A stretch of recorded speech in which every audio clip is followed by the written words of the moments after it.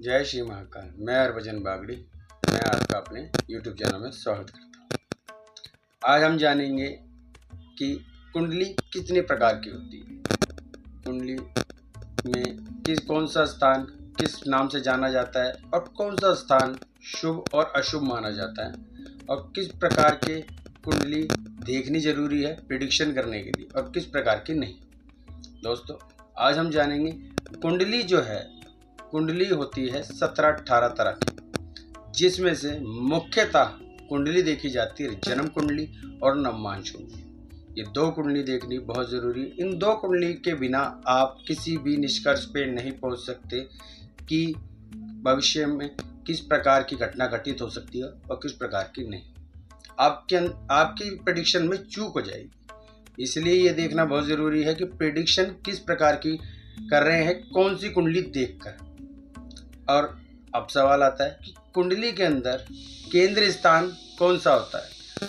इसे कुंडली का केंद्र स्थान कहा जाता है। जैसा कि आप स्क्रीन पे देख भी पा रहे होंगे कि केंद्र स्थान जो है, जिसमें नंबर लिखा हुआ है, पहला घर, चौथा घर, सातवां घर और 10वां घर, इसे कुंडली का केंद्र स्थान ज्योतिषी कहते हैं। आपको ये भाषा आनी चाहिए समझ में कि ज्योतिषी क्या बोल रहा है, केंद्र स्थान में क्या कौन सा होता है, केंद्र स्थान, त्रिकोण कौन सा होता है। अब हम जानेंगे कि कुंडली का त्रिकोण स्थान कौन सा होता है। त्रिकोण स्थान पहला, पांचवा और 9वां, इन घरों को त्रिकोण कहा जाता है। केंद्र का क्या महत्वता है और त्रिकोण की क्या महत्वता है। केंद्र के अंदर अगर ग्रह बलवान बैठ जाए, शुभ ग्रह बैठ जाए, तो पूरी कुंडली को बल दे देते हैं। ऐसे जातक को मात देना असंभव सा है। ऐसा जातक बड़े बड़े पद को पा लेता है। ऐसे जातक चाहे वो 2 नंबर का काम करे, बुरे से बुरा काम करे, कोई भी उसका बाल भी बाका नहीं कर सकता। अब त्रिकोण जैसे कि हमने समझ लिया, पहला घर, पांचवा घर, 9वां घर त्रिकोण का है।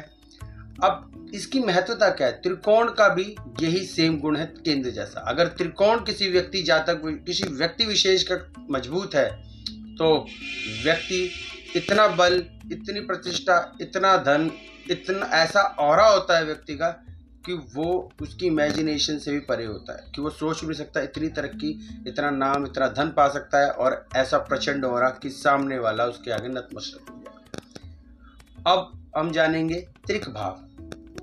त्रिक भाव कुंडली का कौन सा होता है। त्रिक भाव होता है छठा घर, 8वां घर और 12वां घर।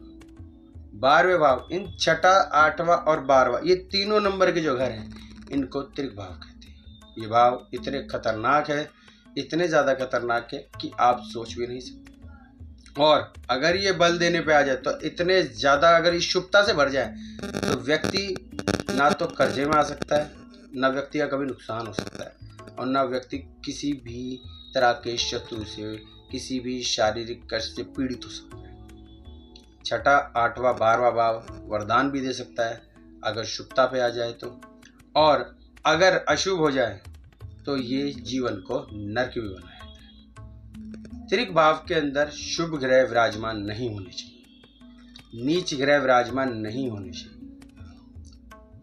त्रिक भाव इस प्रकार है कि त्रिक भाव का अगर स्वामी केंद्र में विराजमान हो जाए, त्रिकोण में विराजमान हो जाए, शत्रु ग्रह शत्रु राशि में विराजमान हो जाए, तो वो केंद्र को या त्रिकोण को बर्बाद करके रख देते हैं।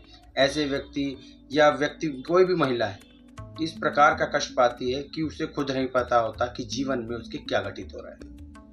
केंद्र और त्रिकोण को बर्बाद करने में त्रिक भाव का बड़ा रोल होता है। और अगर केंद्र और त्रिकोण मजबूत हो जाए और त्रिक भाव भी उनका साथ दे, तो ऐसे व्यक्ति कितनी भी बड़ी समस्या में फंस जाए, वो उसमें से बाहर आ ही जाएगा। अब हम समझते हैं उपचय भाव। उपचय भाव कुंडली में किस घरों को कहते हैं। तीसरा भाव, छठा भाव, 10वां भाव और 11वां भाव, इन कुंडली के उपचय भाव कहा जाता है। ये भाव ऐसे हैं, यहाँ पर क्रूर ग्रह अच्छा फल देते हैं।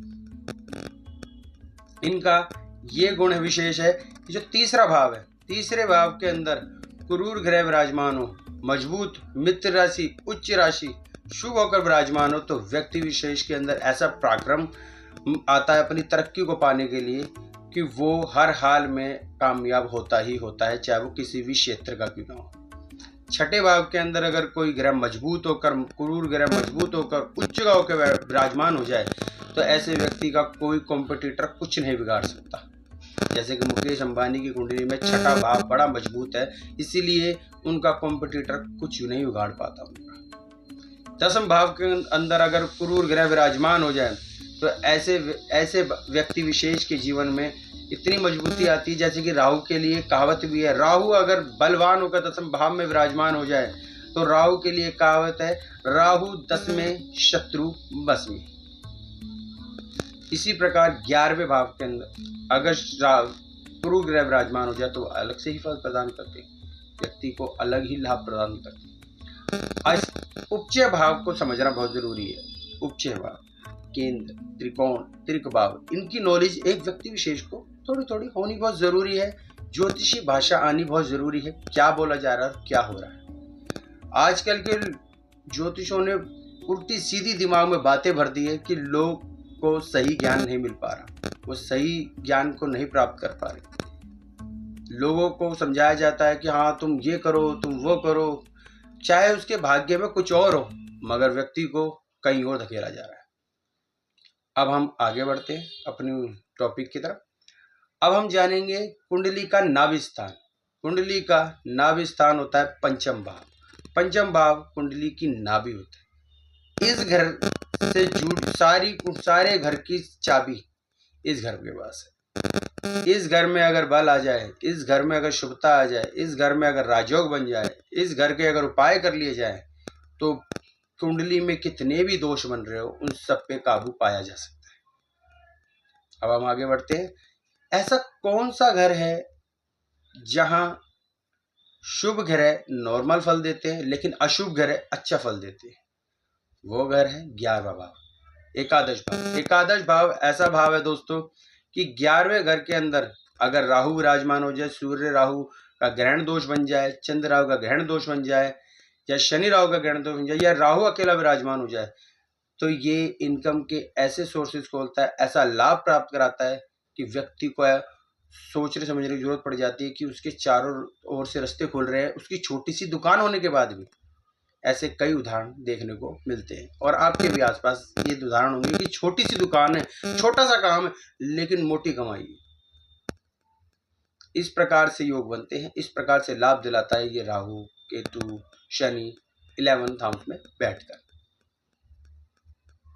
इसी प्रकार की जानकारी अगर आपको पसंद आई, आगे भी सुननी है, ये वीडियो आपको पसंद आई हो तो लाइक कीजिए, शेयर कीजिए, सब्सक्राइब कीजिए।